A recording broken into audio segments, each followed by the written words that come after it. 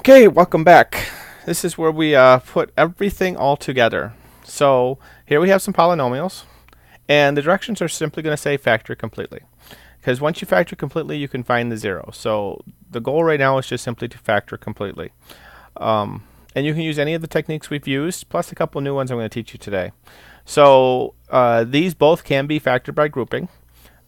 They're actually the same ones we did in the grouping video, but I'm not going to factor them by grouping this time because I want to show you some of these other techniques. But it's worth checking to see if you can factor it by grouping, because if they are capable of factored by grouping, that's probably the easiest method. But we're going to ignore that for now. But yes, these can both be factored by grouping. Okay, so here's the things that we're going to do. First thing we want to do is what's called the rational root theorem, because I want to figure out which ones are zero. So let's assume factor by grouping fails. And I can use the remainder theorem, so I have numbers that I can plug in for x, x squared, and x to the third for all those x's, and I need to figure out which numbers they are.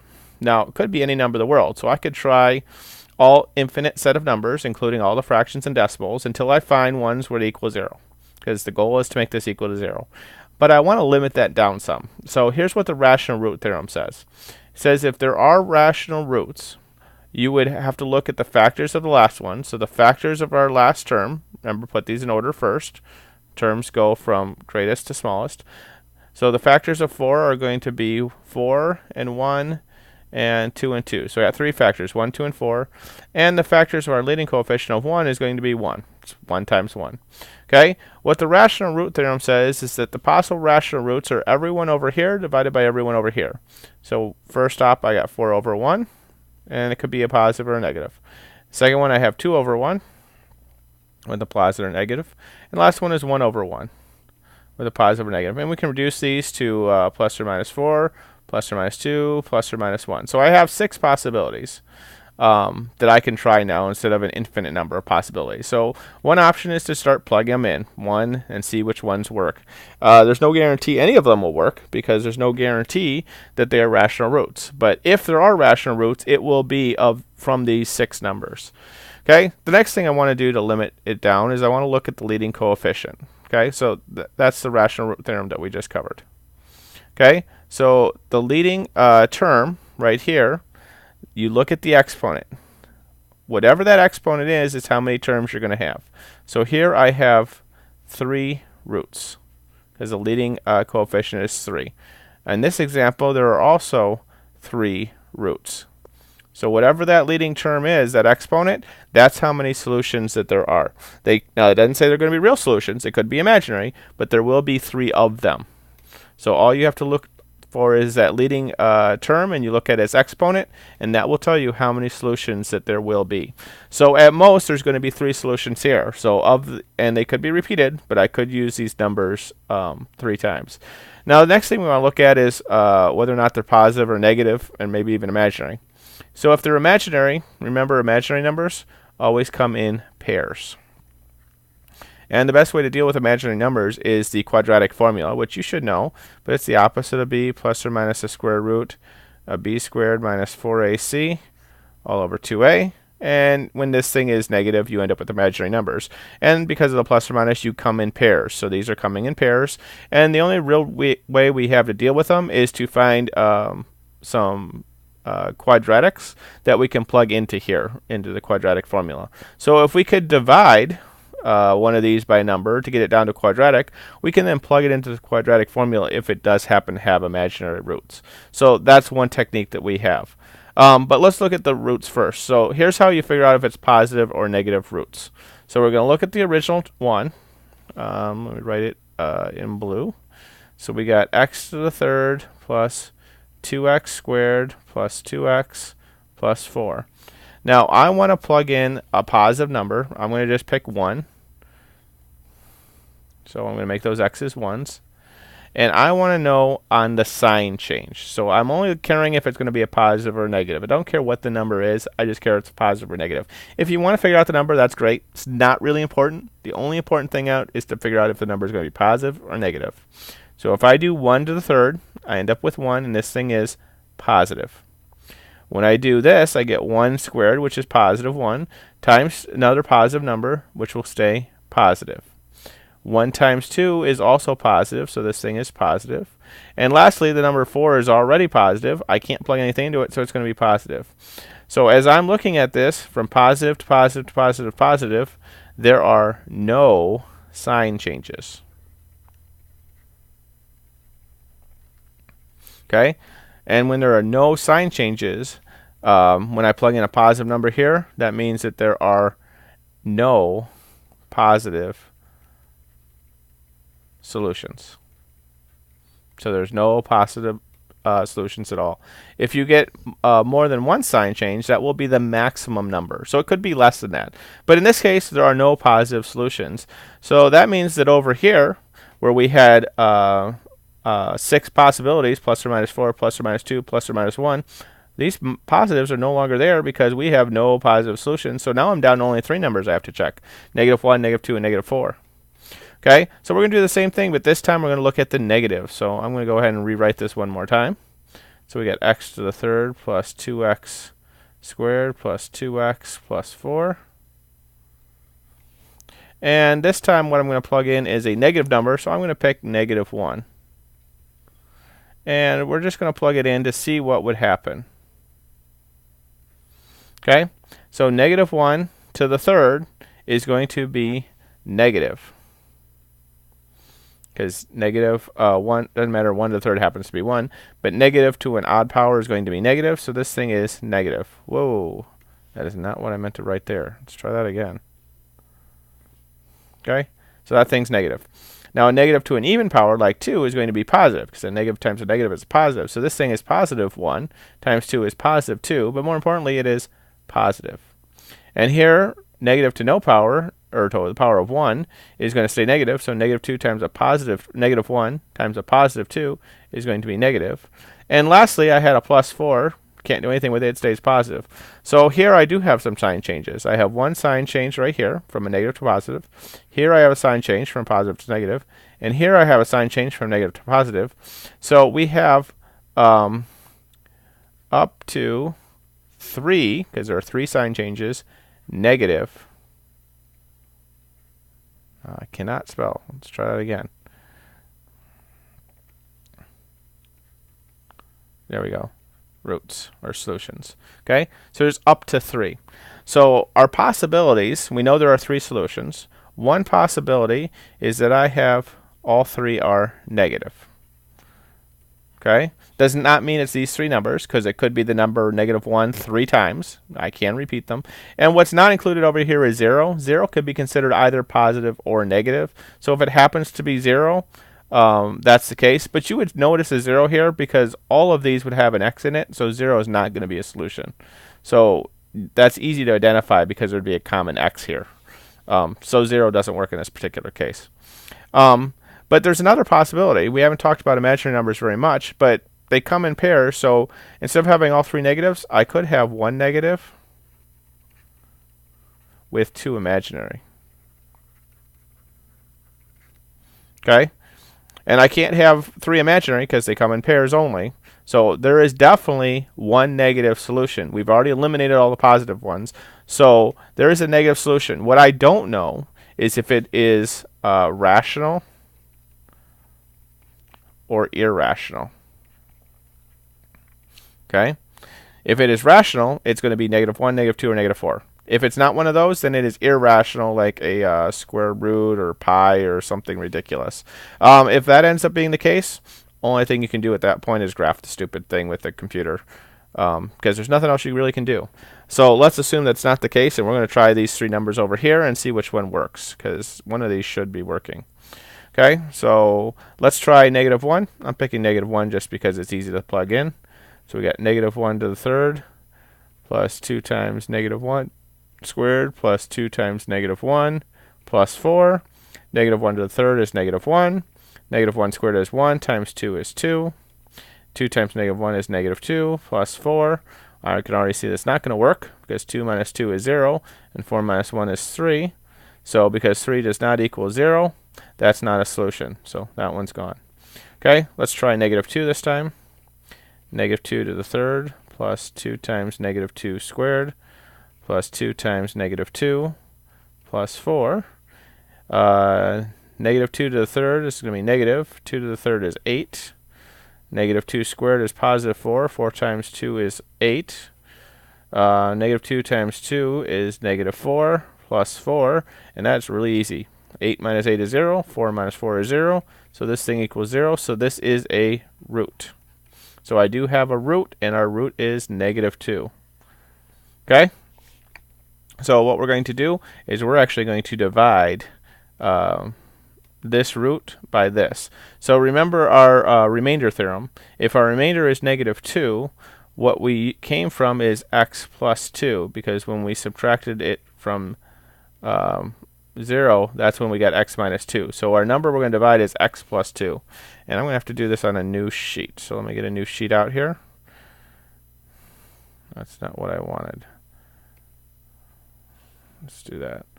Okay, so I got x plus 2. And we want to divide it by... Oops.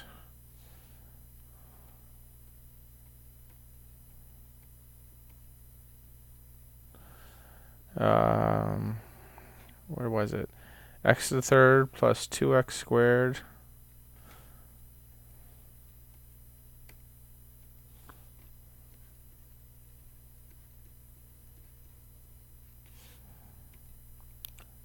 plus 2x plus 4.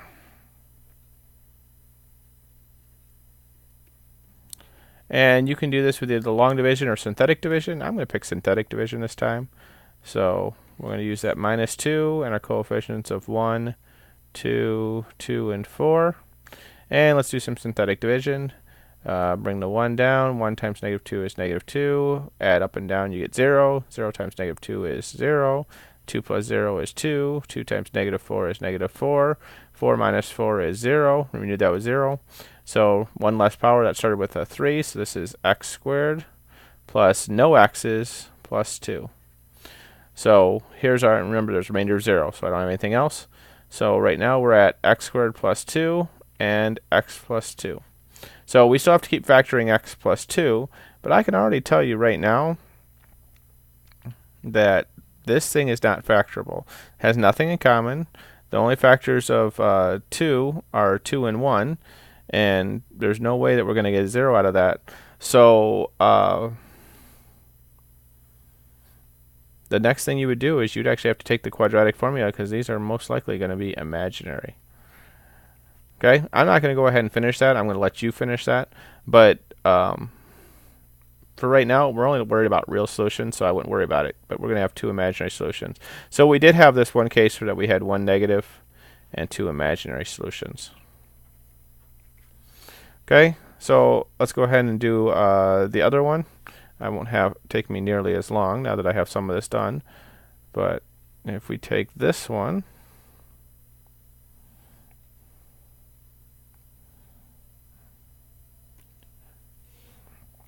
and let's put it over here so we can work with it.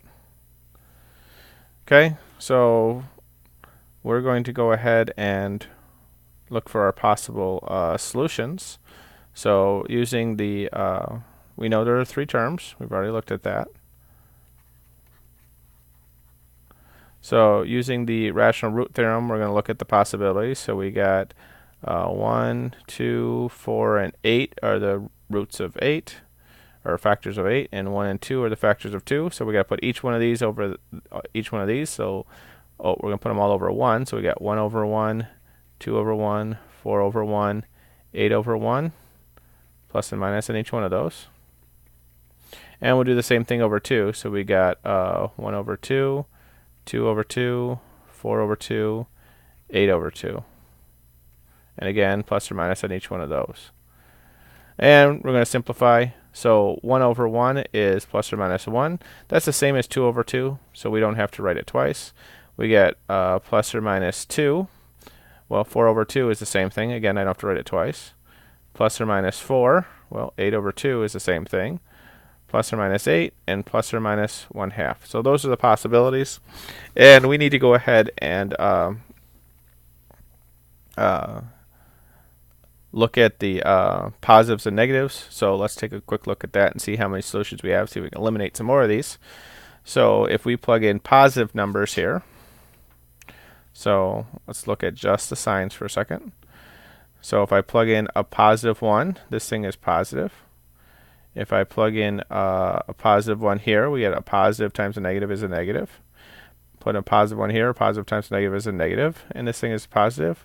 So we ended up with 2 sign changes, one from here and one from here. So there are at most 2 positive, I should say positive. There are at most 2 positive solutions to this particular one.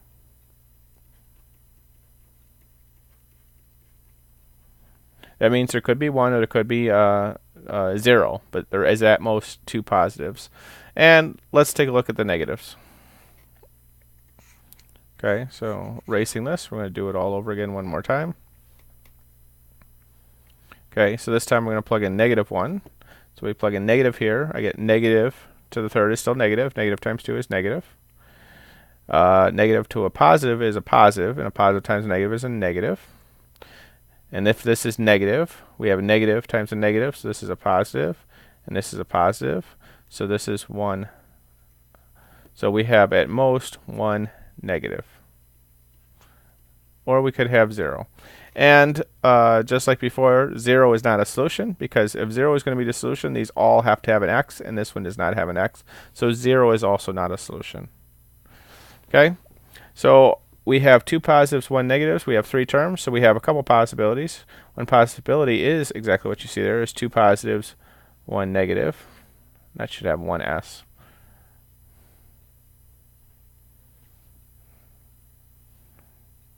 There we go.